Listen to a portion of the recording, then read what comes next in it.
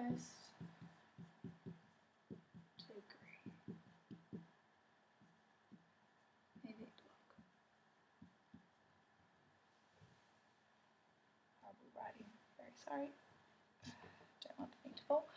Okay, so your first degree AV block, your impulses are still getting to the AV node and to the ventricles, so we're still got atrial impulses going to the ventricles. The only difference is with the first degree AV block, it's generally slower. So when we're looking at it, we're going to always, as always, you start off and you look at your P wave.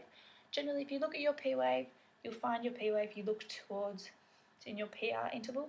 Your PR interval is constant, but it will be greater than 0.2 seconds. So there is just a delay. The delay is normally at your AV node.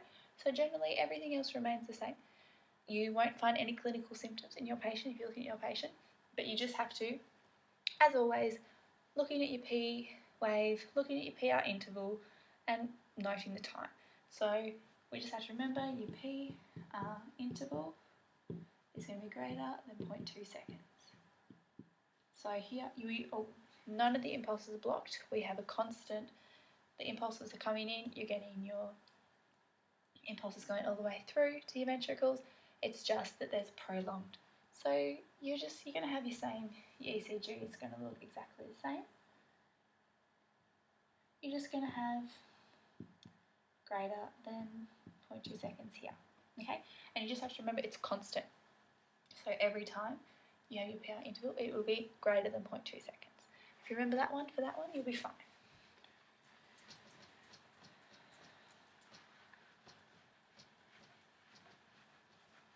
Now, second degree AV blocks, when it starts getting interesting.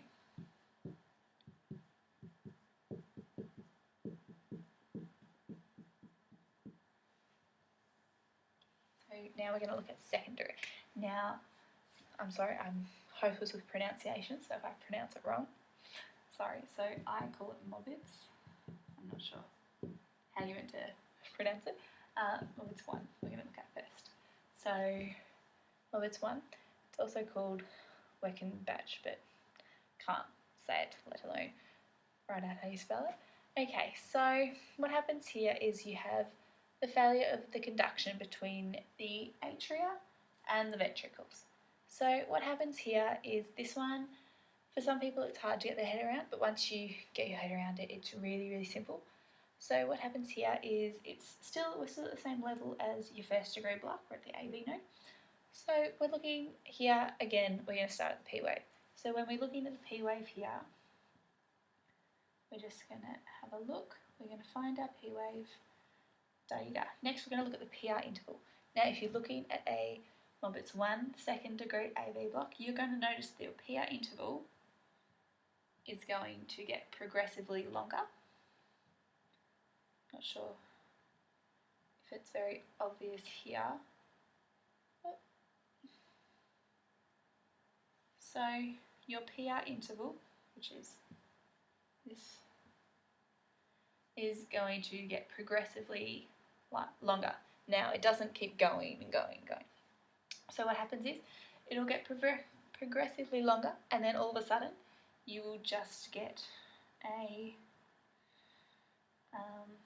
P wave by itself, and it won't be conducted. So what happens here is the AV node is having trouble processing the electrical impulses that come in. So it keeps going, they get longer with each time, it takes longer, and then all of a sudden it just blocks, it just doesn't work. After you block, it'll reset itself and it continues in the cycle. So you'll have the block, you'll have no conduction, it'll then go back to having your QRS, and then it'll start again and you'll get longer and longer. So just remember that one. So when you think of Morbitz 1, just think of progressively longer PR interval, and then it stops and it's just a cycle, which is it's a bit of trouble because it does start to block. It's worse than your first degree, but it's not as bad as Morbitz 2. This generally doesn't lead on to onto a third degree block either, but Morbitz 2 does. So just remember, when this one is less common than Morbitz 1, but it is more common to lead on to a third degree block. So you have to be very, very conscious of this, and you have to be monitoring it and making sure, because it's very serious and can lead to a third degree block. So with your Morbitz 2, it can deteriorate. Now this one, you're going to look at your P waves and your PR interval. When you look at this one, you'll see that your PR intervals are all the same, and they're usually normal. So they're usually about up to 0.2 seconds. The difference is here, is that one, the disease, it's slower than the AV node. So when you're looking at this type of block, you will have a wider QRS because it's lower down. You'll also get impulses that aren't conducted. So just remember, when you're looking, make sure you look at your QRS because it'll be wide, and then you may have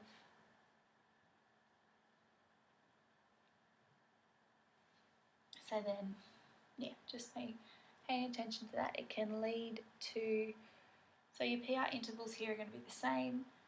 You've got a wider QRS, and you just have to make sure you're watching to see if it deteriorates into a third degree. You're going to get blocks that aren't there, and then you're going to get blocks that are there. You're going to get, you can get 3 to 1 or you can get 2 to 1. So in this sense, you'll have 2 sinus beats to every QRS or ventricular beat that goes through. So you'll have, you may have 2 P waves to 1 QRS complex.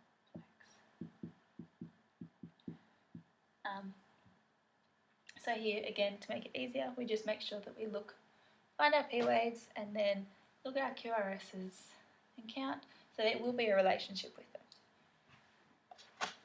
Finally, our last AV block is our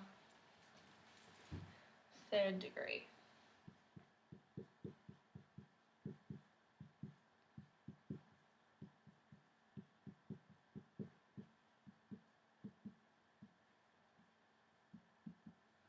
Okay, my board is going to fall over.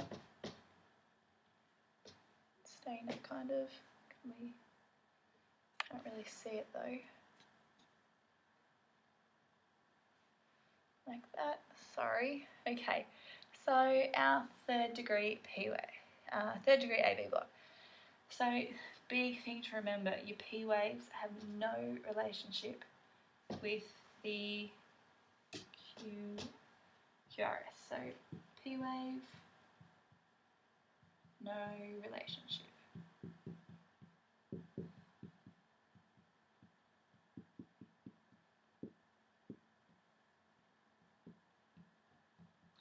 In this instance, we will have pacemaker cells firing off for the atrial and ventricles. They're not going to have relationships. So no atrial impulses will be conducted into the ventricles. They beat independently with their own pacemakers. The block can occur anywhere from the AV node to the bundle of His to the bundle branches. So it's very bradycardic as well, and you've got a lot of AV dissociation. The QRS width can be less than 0.12 seconds if the block is high near the AV node, or it can be greater than 0.12 seconds if it's lower down. So here, again, you're going to have a look at CPP waves.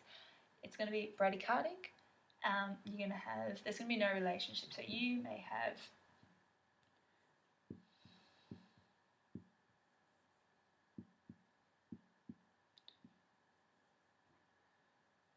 which is similar. We should probably have another P wave. So here you may even have, you can get ones that are on top of each other. You can get P waves that are hidden. So 3rd degree AV block, very serious. You've got no relationship between your P waves. You're going to have pacemakers firing off at the top and the bottom. It's bradycardic, it's slow, and yeah, it's kind of everywhere. So when you're looking at this one, you're going to have a very sick patient because your impulses, they're firing, the heart's overworking, trying to get the blood out, but it's slow, so it's trying and it's not working. You have a very sick patient. So here it's, just remember, 3rd degree, slow and serious. So if we just, to wrap things up, I'll go off my tangent. So first,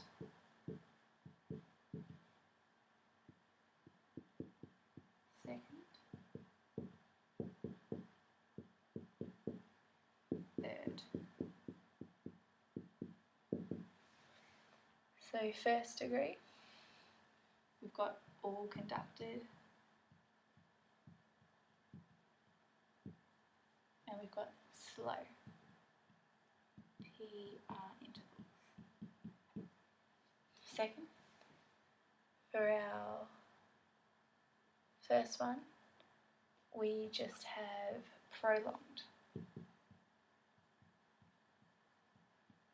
PR interval. And with our second, we've got normal PR,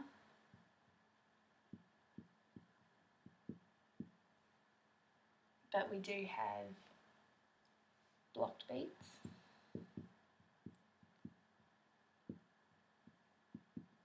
Wide QRS can have 2 sinus beats to 1 ventricular beat, or 3 sinus beats to 1 ventricular beat. And now third, we have no atrial beats conducted into ventricles. We have bradycardic,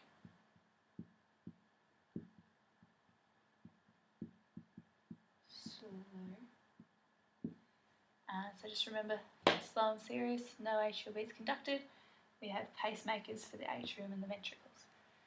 And that's about it for today. So that's blocks done. Hopefully that's helped, and that you are going to understand better for next time, because I know, teaching it to somebody else, I now have a better idea and I feel like I've learnt more.